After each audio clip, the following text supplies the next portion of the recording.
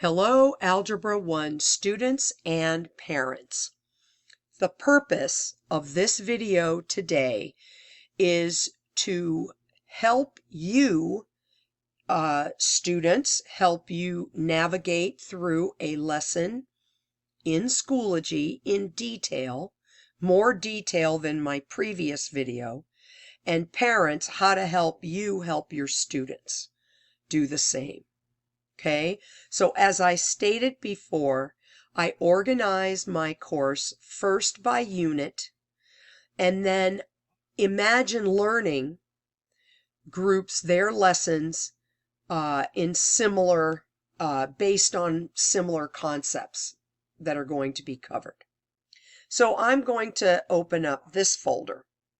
If you drill down, this is lesson 9. We're not done yet. This is through lesson 12, okay, but it will be through lesson 15, all right, in the same folder. So I always label my lessons by A1, meaning Algebra 1. I always include the date the lesson was presented in class, the name of the lesson, and this number right here, this 1 means unit 1, and this number after the decimal point is the lesson number. Okay, so I'm going to, I will open up one of these lessons, but I want to show you the difference between these lessons that say practice problems at the end and this assignment that says cool downs. If you recall from my previous video, your two main ways to be graded in this class is you get credit for doing practice problems, you get participation credit, and then you get quiz credit for engaging with the cool downs. Cool downs get graded for accuracy, whether they are correct or not. Practice problems get graded for completion, whether you did them or not. Okay, so with that being said, let's open up this lesson.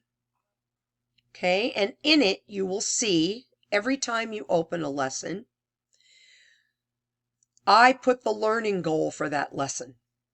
Okay, so students know, especially if they were absent, what was the point of the lesson.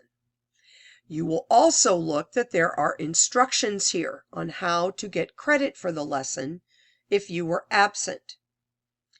The easiest way to do this is to go into IL Classroom, open up the lesson. Now this goes for whether a student was absent or whether a student wants to go back and look at it again because they're not quite sure they understood it. So you can see here there are several PDF versions. Students never have to print these out. They can follow along with a pencil and a piece of paper. That is fine with me. Okay? If the best way is to open up IL Classroom and scroll through the lesson while they go through IL Classroom for their practice problems and their cool down and their student-facing task statements. If they were absent, they're going to have to open up the student task statements. And I want to show you what that looks like. Okay? So here it is. You can see this is the warm-up. This was the first activity that we did. This says use technology, so your student should have a computer that has access to a spreadsheet. We learned how to do this in a previous lesson. So you can see here are the questions. Here's another activity in the lesson. And then at the end of the lesson, there is a summary. The summaries are very important. They hit on the most important concepts that were covered in the lesson. And they are at the end of every task statement. Okay? So I'm going to pause and we're going to go back and I'm going to show you the actual lesson. So that's how you access the PDFs. You can see this one says practice problems. This one says cool down. Okay? This is not the easiest way to do this. The easiest way to do these two things are through IL Classroom, online. But if your student wants to, they are welcome to do them by hand. It's just easier if they do them online. So here's the lesson. When they click on it, you can see it's going to redirect them to a new window. And you will see the lesson. Okay, I'm not going to scroll through this because me as a teacher, it's not going to show the lesson. It's going to show all of the students going through the lesson. And that's not what you want to see. I just wanted to show you as a parent that this is what's going to pop up, and it will be a PowerPoint style slide presentation. And your student can go through the slides.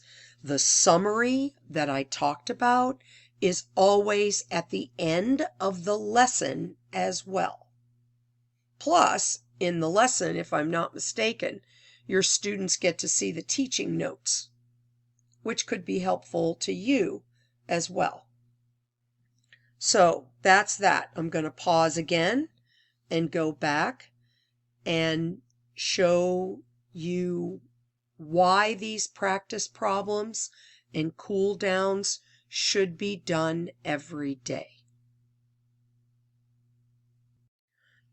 So far in this video, I showed you all again how my course is laid out and how you can access your content, how you access a lesson, the PowerPoint presentation, and how you access the student task statements, the cool down, and the practice problem through the PDFs. Okay, now I would like to show you why it's important that your student do these every day. First of all, let's take a look at a cool down. So if you open up this PDF, you can see it is very short. It's this one question. Students are going to answer question number 1 and question number 2. Okay? If they do this online, there are places for them to put their answer and explain why. The explaining is very important. All right? So you can see it doesn't take a lot of time. Now let's open up the practice problems. So here are the practice problems for lesson 10.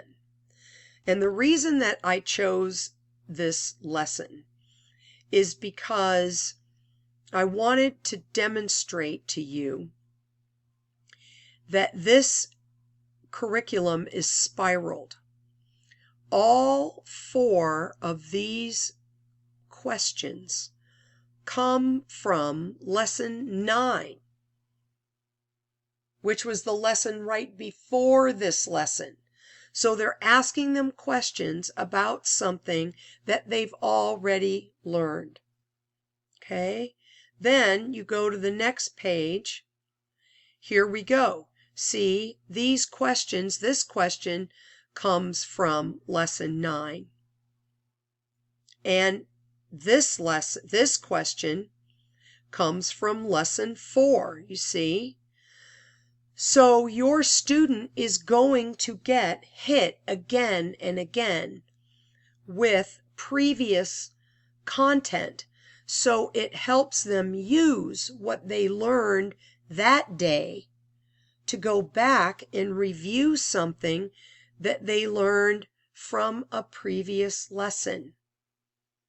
It is a great way. And additionally, you can see there's only 7 questions here. Okay? Some of them are multiple choice. Some of them have different parts, but you can see it's very cleanly set out, and it's not a lot of work. So, thank you for listening to this video. I hope that this video was able to help you A, navigate your student's course, B, open up a lesson to scroll through the presentation, C, open up the student task statements and find the lesson summary, D, look at a cool down for your student, and E, look at a set of practice problems and why it is so important that your student do these on a daily basis. It will help them learn the content better. Thank you very much, and I'll see you in the next video.